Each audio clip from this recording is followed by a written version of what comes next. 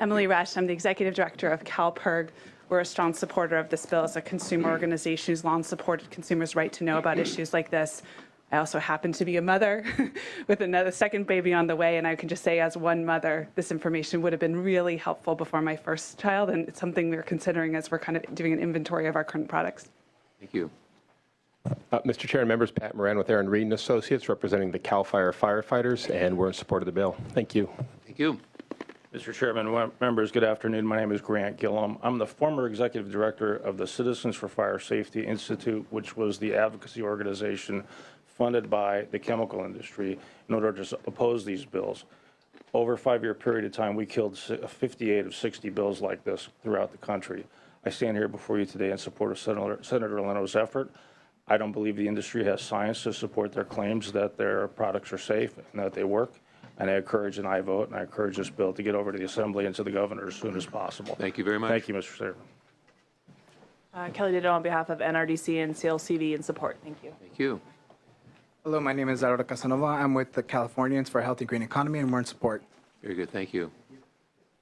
Andrea Ventura with Clean Water Action, very strong support. These chemicals also get into the environment, and we need to protect ourselves from that as well. Thank you. Hi, Shannon Smith Crowley, representing the American Congress of Obstetricians and Gynecologists in California, in support. Okay, thank you very much. Other witnesses in support, please come forward. Seeing none, witnesses in opposition? And if perhaps we could make a little room there for the opposition, I'd appreciate it. Thank you.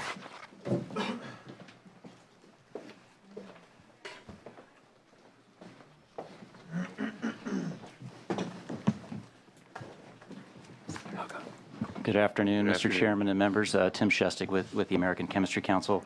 Appreciate the opportunity to make a few comments in opposition. We have, as we did on last year's bill, we have two fundamental policy concerns with the bill. The proposed label, the actual language in the label, we believe makes unsubstantiated and unscientific conclusions about the health effects of all flame retardant chemicals. There's no analysis being done of each chemical to determine how it's used, at what levels, whether there's any sort of exposure, and whether those exposures may end up being problematic to a consumer. And secondly, we believe that the bill circumvents the state's two existing kind of chemical and product regulation laws that are already on the books, Prop 65 and the Safer Consumer Products Regulation, currently being implemented by the Department of Toxic Substance Control. First on Prop 65, the bill currently requires the label to include a general statement, and I quote, "The state has identified many flame retardants as being known to or strongly suspected of adversely impacting human health or the environment." As you may know, the Office of Environmental Health Hazard Assessments implements Prop 65 by establishing a list of chemicals that are known to cause cancer or reproductive harm. Chemicals are also listed on the basis of developmental toxicity. Specific product labels are only required if a product contains a listed chemical where consumer exposure would exceed a safe harbor level. Yet under Mr. Leno's bill, that entire process is circumvented and require manufacturers to label their products regardless of what flame retardants might be used or whether the available scientific information would justify such an action. In fact, it's our conclusion that under this bill, a flame retardant chemical that may not even be meet the criteria under Prop 65 or may not even be selected by DTSC as a priority chemical would be called out for special labeling requirements under this bill. Second point on the Safer Consumer Products Regulation. As many of, well, I shouldn't say as many of you might know, that bill was passed in 2008, so some folks may not have been here at that time, but the legislature did pass a law authorizing DTSC to establish a process to identify, prioritize, and if necessary, evaluate chemicals of concern that might be used in consumer products. At the same time, also evaluating their potential alternatives. The current law provides DTSC with a broad array of options in terms of regulatory responses after this scientific evaluation is done. They can do nothing. They can impose use restrictions. They can impose labeling requirements. So they've run the gamut in terms of opportunities that they may be able to impose. Just last year, the department has started this process. They've identified some chemicals and products, one of which is a flame retardant used in nap mats. And again, I think it's our point that this bill is a preemption of the implementation of that law. And it should be at least that information ought to be, and that analysis ought to be concluded before you require a broad labeling requirement on products that have not yet even be evaluated by DTSC. A final point I'll make is that just as there are a variety of different metals, industrial gases, there are a variety of different flame retardants. They're not all the same. Their chemistries are different. And I think it's important to point out that in our letter, US EPA, and I'm happy to pass this out to the committee, concluded just in 2013, and I'll quote, during its review of data on flame retardant chemicals in commerce, EPA has also identified approximately 50 flame retardant chemicals that are unlikely to pose a risk to human health. Even under this bill, you would still be required to check a box, yes or no, as to whether or not your product contains those flame retardant chemicals. If the proponents do believe that there are products that should be labeled, we believe there are regulatory avenues in place for them to pursue that. And so for those reasons, we urge the committee to hold this bill. Thank you. Thank you. Next witness in opposition. Thank you, Chairman Hale, for the opportunity to provide testimony to this committee to assist your review and aid in your understanding of the prevalence and use of flame retardant chemicals in juvenile products. Juvenile. You could identify Sure. yourself, please. I'm Mark Fellon with the Juvenile Products Manufacturers Association. As Director of Regulatory and Legislative Affairs of JPMA since 2012, I have a tremendous appreciation for the work this committee has done in recent years to advance safety in the state of California.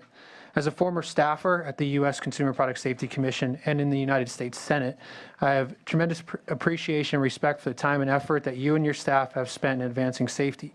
Our association has a long history of working with the state of California in advancing JPMA's core mission to be an informative source and to provide leadership for all stakeholders on the production and safe use of infant products.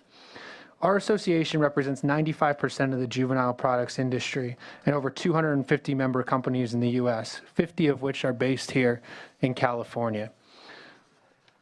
JPMA strives to ensure that all parents and caregivers are confident that the juvenile products they purchase are designed and built with utmost safety in mind and fully comply with the strictest safety standard in the world.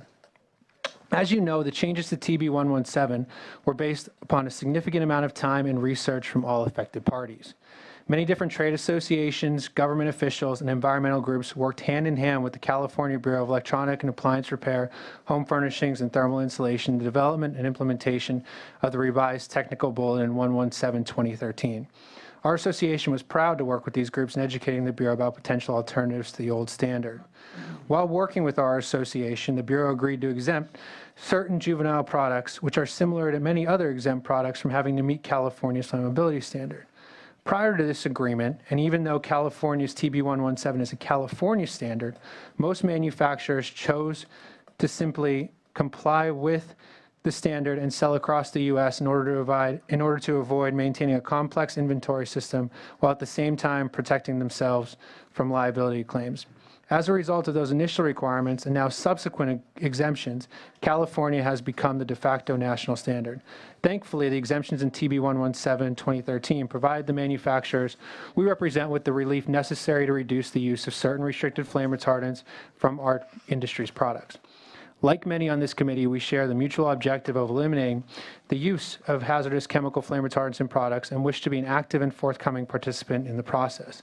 It is important to note that our members' products are already highly regulated under the Federal Hazardous Substances Act, which restricts acute and chronic hazardous exposure to children from children's products.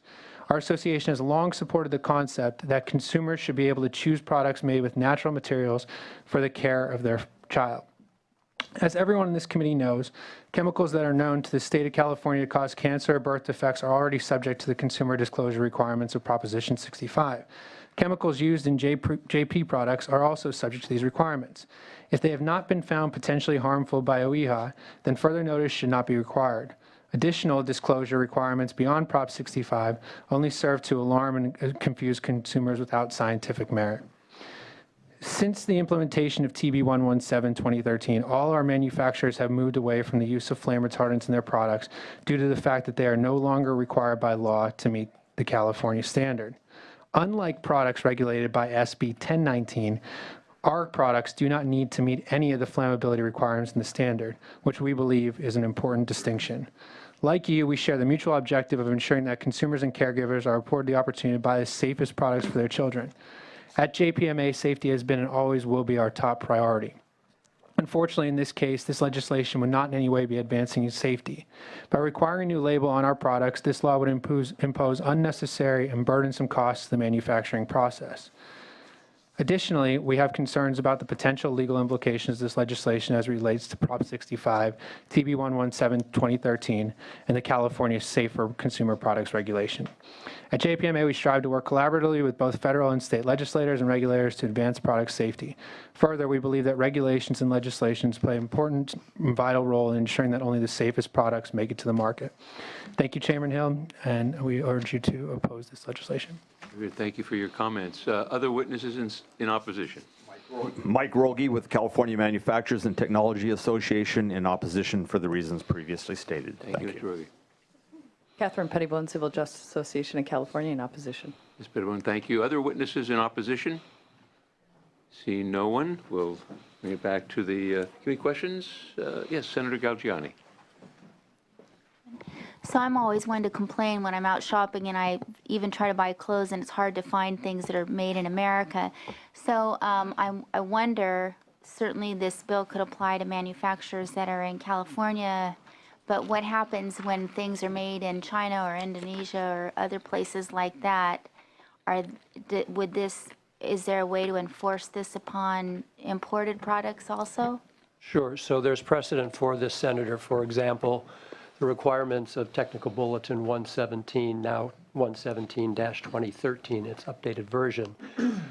Any products that are sold here in California must have the label that it complies with our fire safety standard, no matter where it's made throughout the world. And manufacturers throughout the world know that. So they already have to put a label on products they intend to sell here in California. So we're breaking no new ground here. We're just saying that if you intend to sell here in California, and what happens because of the size of our market, for example, prior to the update of TB 117, manufacturers who are manufacturing around the world, in particular a lot of them in China right now, were putting these chemicals into their products, whether they're going to sell them in California or not. Again, because of the size of our market, they just had one standard. It was to meet TB 117.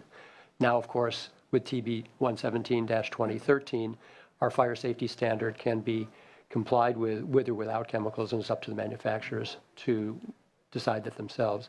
Last year, you supported our bill that said, with regard to upholstered furniture, check a box. This complies with our fire safety standard with or without the chemicals. Has been stated, these juvenile products are not considered a flame risk, so they don't have a flammability standard. But as you heard, products tested show that there are still flame retardants even in these products. And so we know that they're still being manufactured with them. We just think that consumers should be able to know when they purchase something that they have them or they don't have. I think it's important to note when we're talking about these products that were tested within the past 6 months of TB 117 getting fully implemented. The manufacturing process typically takes anywhere from 8 years to 12 months before a product that was on the shelf is fully off the shelf, and manufacturing creates and innovates new products. I also think it's important to note, again, the distinction between this year's proposed legislation and last year's passed legislation, and that's that furniture still needs to meet a flammability requirement, whereas all these products are exempt from a flammability requirement. Additionally, when California changed TB 117, our manufacturers, because it's an added cost and it's an unnecessary burden, and because, more importantly, the consumers don't want to have it in their product, changed our manufacturing process and required that their contracts with suppliers would have information in there that required them to not add flame retardants to their products. So their foam suppliers are no longer having foam in their product that has added flame retardants. Judy Levin, I would just like to answer a little bit. While Mr. Felon has said that these products, it's only 6 months, these are old products. In the case of the nap mats, it was 18 months after the time in which they could have removed the flame retardants that we were still finding flame retardants. Mr. Felon said these manufacturers removed them as soon as they could. The soonest they could have was 1/1/14. It is now April of 2015, and we're still finding flame retardants. I could also further respond, Senator. The suggestion is that this is very onerous and very costly. I think you can think it through yourself. We're talking about one little label to put on. It's not very costly. And in fact, before these products were deemed to be non-flammable, they had to make note with a label on their products that they complied with the fire safety standard. They don't have to put that label on anymore. We could find no documentation that their prices went down when they no longer had to put that label on. So to suggest that now that we're going to require a new label for the sake of customer, full disclosure to customers, that it's going to increase the cost is a bit disingenuous. And I think many manufacturers only removed their label as of January 1 of 2015. So for 38 years, they've had this label on, 3 months without. We're asking the label to come back to providing the information for consumers. Good, thank you. Is that fine, Senator? Yeah, very good. Senator Mendoza. I just had a question, I guess that was maybe to a few of you. In regards to the flame retardants on the nap mats that you were talking about, are those the retardants that you found, that were they part of the 50 that they were just mentioned right now that the federal government, or that just different kind of retardants?